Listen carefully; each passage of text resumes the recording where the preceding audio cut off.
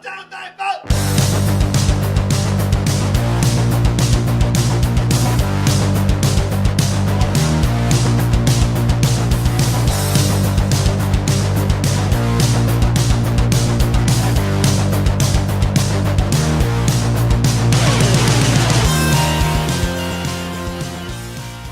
what's up, you Stay Tuners? Welcome back to another episode of Stay Tuned Sports.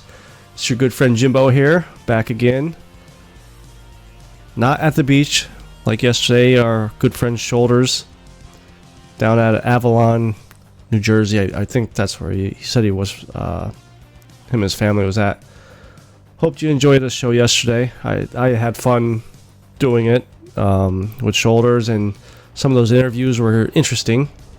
But we're not here tonight to talk about football or anything like that. We're here to talk about MMA, combat sports, UFC, bare knuckle boxing when we have it. But this episode pretty much is going to be all UFC talk, recapping UFC 241, which turned out to be a pretty good card. And there was 2 or 3 good fights that could have been fight of the night, and Paulo Costa and Yoel Romero were the only ones that got the fight of the night, which I'll get into it. There's a little bit of controversy with that stuff, with how the decision went down. And then we had a Diaz call out, which may surprise some of you who did not see the pay-per-view. And then with Daniel Cromier losing the belt, where does he go from there? So we're going to touch on all that stuff. But before we do that, head over to Twitter, follow us, the show at ST Sports Podcast, follow myself at Jimbo ST Sports, and follow Shoulders at STS O'Brien, Shoulders O'Brien. I think that's how it is. Head over to Facebook, like and share our page there. And as well as, when you go to Twitter, we have Teespring pinned as one of our tweets there. Just click that, go look at some of the shirts, buy some, show your support for us. We appreciate it. So, like I said, last weekend was UFC 241, Stipe Miocic versus Daniel Cromier. Cromier, I believe, was the big favorite going into that fight. Really, he only had one loss in his professional career, and obviously that's with John Jones. That was the main event. The co-main event, we had Nate Diaz versus Anthony Pettis. It was already set up to be a good fight. And, again, that was definitely one of the fight of the nights. I mean, Anthony Pettis, he got pummeled, but he just kept taking it. And for Diaz, for someone that's been off 3 years, didn't show any ring rust, so that was quite interesting. Like I said, also Paulo Costa versus Yoel Romero,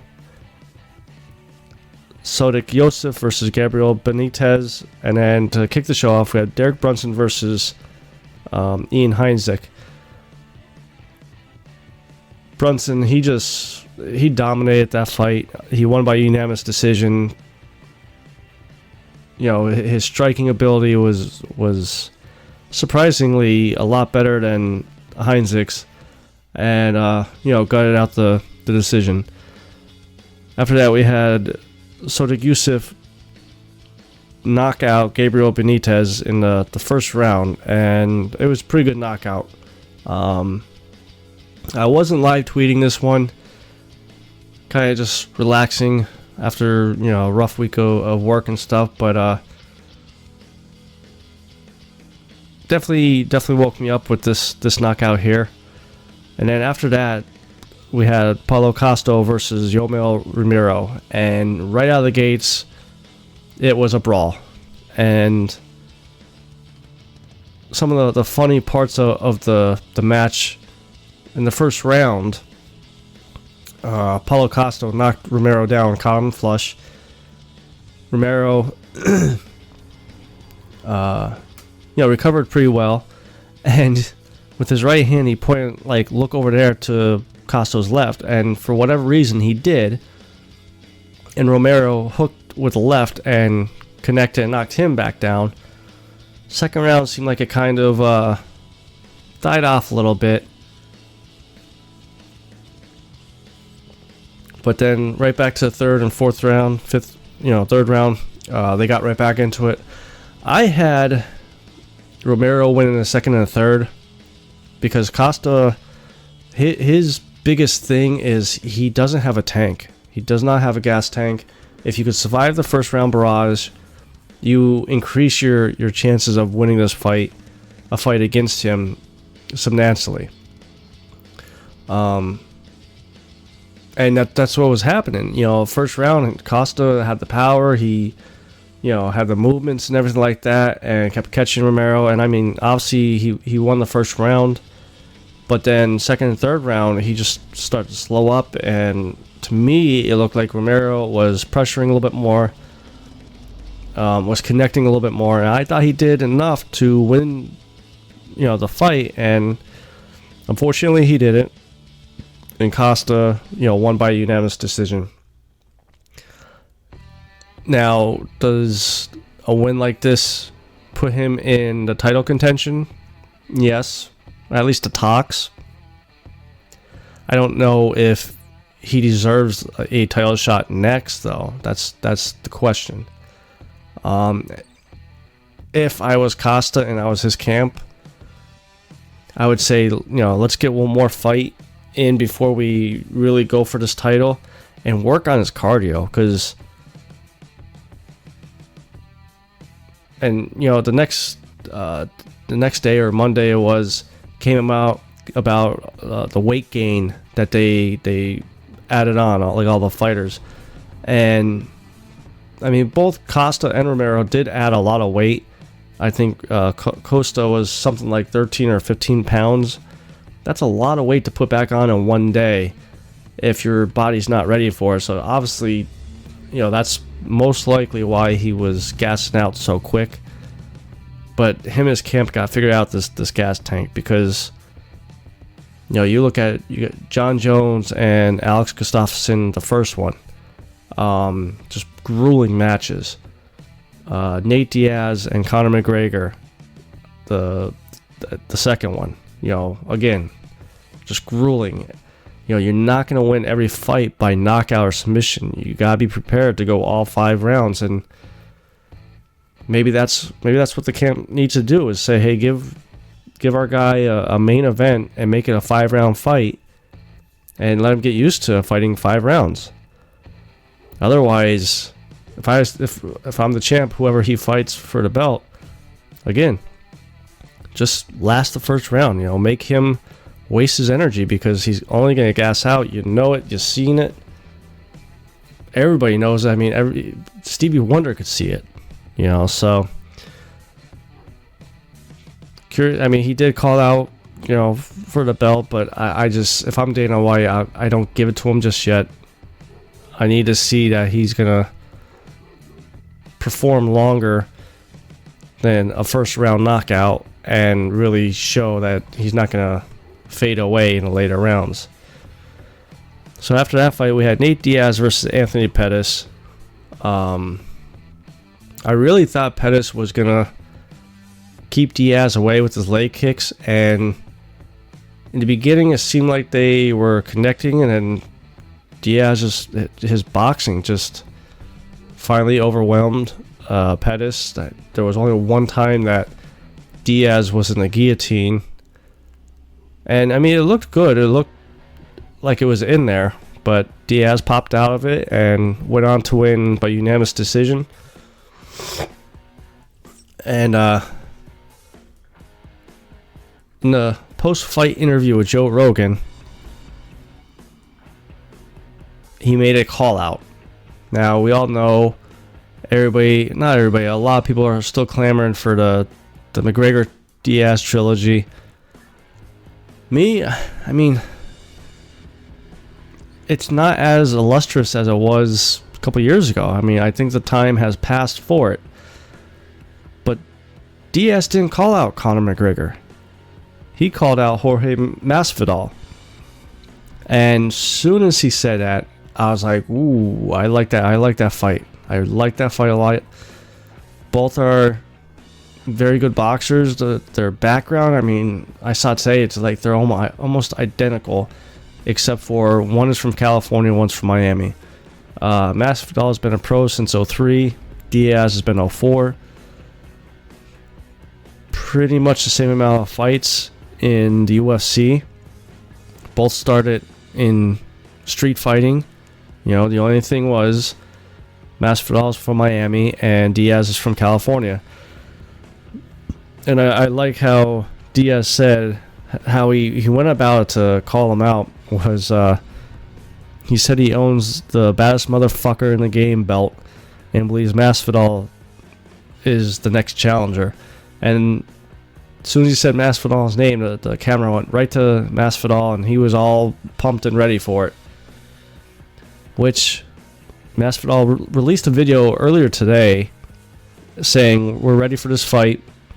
They're negotiating.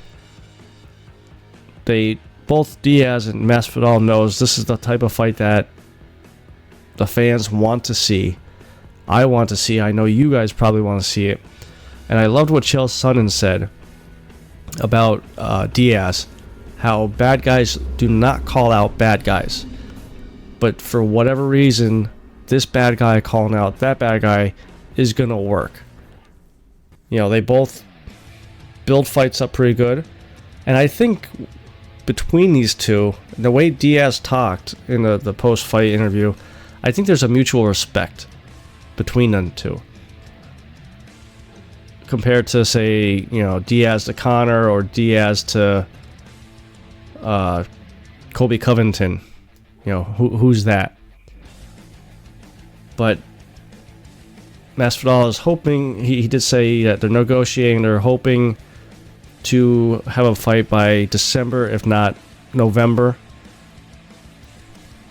I think, you know, if Dana White and Conor had an interview with Ariel Helwani, I believe, yesterday, and wants to come back to fight, and, you know, basically it was a PR stunt because of the whole him punching the old guy at the Irish pub. Said he wants to come back. Maybe build a card for your New Year's Eve weekend or whatever you want to call it, like you normally do. Put Diaz and Masvidal in there. Masvidal said he's okay with fighting out in California, so you know you could build a big one out there for them two. You know, put Conor, depending on what happens next weekend with Poirier and Nurmagomedov. If Nurmagomedov wins, that pay-per-view could be huge. I mean, huge pay-per-view buys. The storylines coming out of it, you know, Conor's big return, him trying to get his belt back, Diaz versus Masvidal, which I'm sorry, I think it could be a main event. Excuse me. Unfortunately, if you have Conor on there, you're not going to be a main eventer because we've all seen that he doesn't want to be on a pay-per-view unless he's the main eventer. So, you know, obviously the wheels are turning for the negotiations. So hopefully this gets done soon and we can figure out when they're gonna fight and start getting excited about that. So after that fight, we had Stipe Miocic against Daniel Cromier. Stipe trying to regain his heavyweight belt that he defended, I believe it was like 3 times. Cromier, who I wonder if he was looking past this fight and looking at the John Jones fight, because even the lead up to this fight, he was talking more about John Jones than about Stipe Miocic. And I was worried that this might happen, and unfortunately, Cromier, you know, he was dominating the fight, and in the 4th round, Stipe just he changed up his approach, started going to the body, which was smart. You know, slow him down, make him think a little bit different, because Cromier's wrestling was working in the first round, and for some reason he just stopped going to it. He got away from his game plan, and once those body shots started coming in, it set up, for a head punch, rocked Cromier, and Stipe just jumped on him and landed about 3-4 more shots, and the ref finally stepped in and called it off. Miocic did a little Irish jig in the middle of the ring, which I thought was pretty cool, and I don't know why he's said it was stupid to do and this and that. I mean, look, your adrenaline's running. You just got your belt back. You trained all these weeks for. Again, have a little fun with it. I know I said in the past about some people not, some fighters doing it too much. He did a quick little 5-10 second dance. That's okay. Now, when you're, knock out a guy cold and you're flipping him off, or you're kicking him in the butt, that's too much. So 2 days after the fight, Cromier released some of a little bit statement on his Instagram saying, "This has been the most amazing journey. I will decide what I'm going to do now, and as soon as I decide, you will all know right away." Now, reading into that sounds like someone's retiring, because he did also say he would retire on his 40th birthday, which was this past March, and he ended up fighting Stipe 4 months later. I know he really wants that John Jones fight. I don't think Jones does it now. I mean, as much as I don't like Jones, he has everything to lose and nothing to gain. Cromier, he has a little bit to lose, but everything to gain. So I kind of agree with Dana. I think the move here is a trilogy fight with Stipe. I think it would be another good fight. I mean, the first time around, I thought it was a little bit shocking of Miocic getting knocked out. And this time around, I was surprised that Cromier got knocked out like that. When Stipe was going to the body, I was thinking, like, this is just going to slow him down, and, fourth, fifth round could be just a boxing match. But unfortunately, Cromier got caught, and he came out and said that he abandoned the game plan, doesn't know why he did it or whatnot, but sorry to his coaches, and it's a shame because he was ahead on the scorecards all the way through the fourth, and they hurt him. So we'll see what happens with his future within the next probably couple weeks. I do like him as a color commentator, or analysis, whatever you want to call him. So he definitely has a career outside the ring.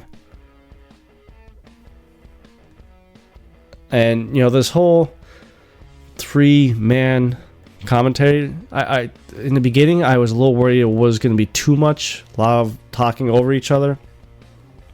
But it seems like it's starting to come full circle now. Like, everybody is getting comfortable with it, and it's actually pretty entertaining to me. So that was UFC 241. Like I said, next weekend we have UFC 242, which is Nurmagomedov and Poirier. I forget the other fights, but obviously next week I'll be covering that fight card. Now, not sure if any of you guys saw this. I was kind of excited, but Dan Hardy may be coming out of retirement.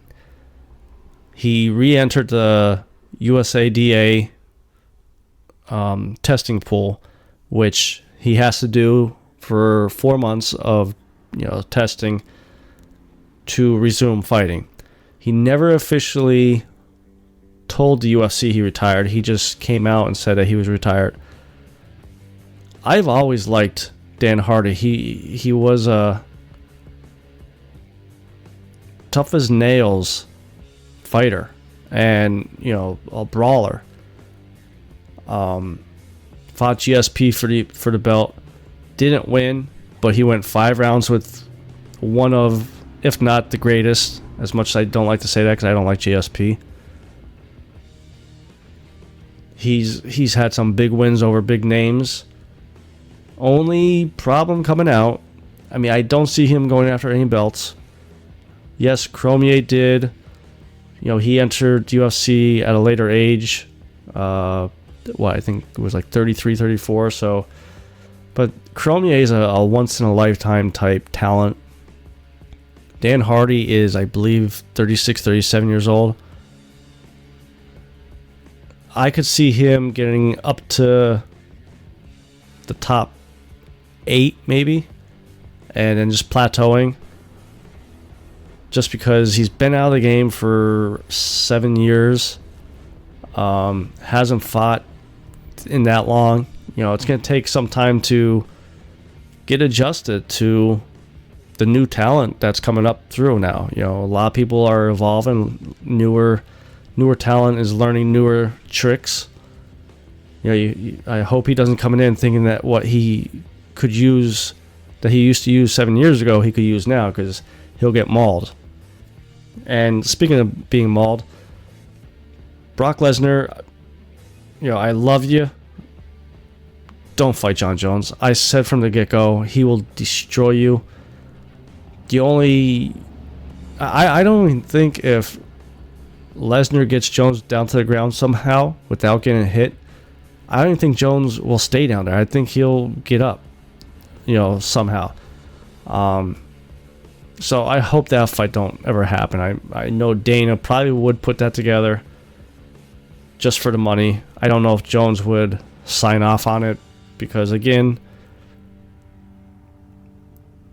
maybe he would do that to say, okay, I'm entering the heavyweight division and I'm not going to go after the belt my first fight. Just give me an easy fight. He would just destroy Lesnar.